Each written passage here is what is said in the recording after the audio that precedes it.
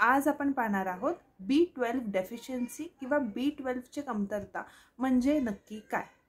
लक्षणांमध्ये सतत कंटाळा येत राहतोय, नैराश्य आलंय, काही करायची इच्छा होत नाहीये, काही करायला गेलं तरी फोकस वाटत नाहीये, त्यानंतर फार विसरभोळेपणा वाटतोय अशात, सतत थकवा जाणवणे, त्याचसोबत डोकं गरगरणे, हातापायाच्या मुंग्या येणे किंवा अशा झिंझिण्या आल्यासारखं होणे, सुन्न पडणे हातपाय आणि काही केलं तरी उत्साह न वाटणे, ही B12ची जी डेफिशियन्सी आहे त्याची लक्षणं आहेत।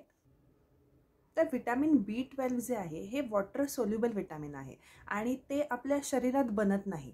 सो आपल्याला ते आहारामधून किंवा सप्लिमेंट्समधून आपल्याला घ्यावं लागतं आणि त्याचं महत्त्वाचं काम काय असतं तर आपली नर्वस सिस्टीम जी मेंदूच्या रिलेटेड सिस्टीम आहे त्याची व्यवस्थित काळजी घेणे, रक्त बनवणे किंवा DNA संदर्भात सुद्धा हे आवश्यक असं विटॅमिन B12 जे आहे ते असतं। B12 डेफिशियन्सी नक्की कोणामध्ये होऊ शकते? एक तर सर्वात प्रथम वृद्ध लोक ज्यांच्यामध्ये इन जनरल शोषणच खूप कमी होतं आहे त्यांच्यामध्ये हे आढळून येऊ शकतं। त्यानंतर ज्यांना सतत ॲसिडिटीचा त्रास आहे आणि ते सतत अँटासिड्स घेत आहेत त्याच्यामुळे B12 डेफिशियन्सी होऊ शकते। अजून काही ऑटो इम्युन डिसऑर्डर्स असतील त्या लोकांमध्ये सुद्धा B12 डेफिशियन्सी दिसते। त्यानंतर गॅस्ट्रिक कंप्लेंट्स असतात त्यांच्यामध्ये सुद्धा हे दिसतं। IBS वगैरे सारखे जर आजार असतील कोणाला त्यामध्ये हे दिसतं आणि ज्या लोकांचा आहार फक्त व्हेजिटेरियन किंवा व्हीगन आहे त्यांच्यामध्ये सुद्धा B12 डेफिशियन्सी होण्याचे रिस्क फॅक्टर्स जे आहेत ते जास्त असतात। आपल्याला कसं समजेल की आपल्याला B12 डेफिशियन्सी आहे का नाही तर एक सिंपल ब्लड टेस्ट येते, त्या टेस्टमधून आपल्याला समजून येऊ शकतं की आपल्याला B12ची डेफिशियन्सी आहे का नाही आहे।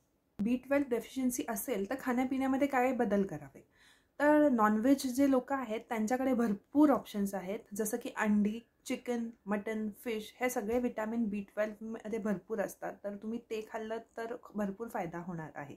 जे व्हेजिटेरियन लोक आहेत त्यांनी दूध आहे, चीज आहे, दही आहे किंवा फॉर्टिफाईड सिरियल्स असतात किंवा फूड्स असतात फॉर्टिफाईड जे B12 युक्त असतात ते तुम्ही घेऊ शकता। त्याच सोबत विटॅमिन B12चे सप्लिमेंट्स असतात आपल्याकडे, सो ते आपण जरी घेतले तरी पण आपल्याला B12 डेफिशियन्सीमध्ये भरपूर फायदा होतो। ही माहिती थोडी जरी महत्त्वाची वाटली असली तर नक्की बाकीच्या लोकांसोबत शेअर करा आणि हा व्हिडिओ लाईक करा। धन्यवाद।